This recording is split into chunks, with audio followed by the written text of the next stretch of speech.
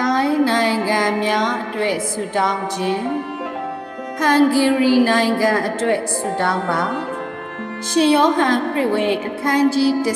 16အငယ်33သင်တို့သည်ငါ့ကိုအမိပြု၍ငြိမ်သက်ခြင်းရှိစေခြင်းကဤစကားကိုငါဟောပြောပြီ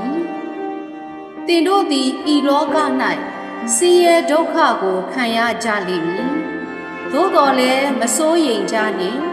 ငါသည်လောကကိုအောင်ပြီဟုမိန့်တော်မူ၏အာမင်ဆုတောင်းကြပါစို့အိုအဖထာဝရဘုရားဟန်ဂေရီနိုင်ငံအတွက်တိုးဝင်လျက်အပြည့်ဝင်ချတောင်းပန်ခြင်းနှင့်ဆုတောင်းပတနာပြုကြပါ၏ထိုနိုင်ငံသည်သခင်ယေရှုသည်ဘုရားသခင်၏သားဖြစ်ကြောင်း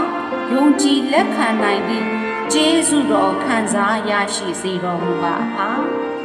ယုံကြည်ခြင်းဖြင့်လောကကိုအောင်မြင်ကြသူများဖြစ်စေတော်မူပါသင်တော်သည်ခရစ်တော်အားဖြင့်ညီသက်ချင်းကောင်းခြင်းမင်္ဂလာနှင့်ပြည့်ဝစေ၍မိသားစုတိုင်း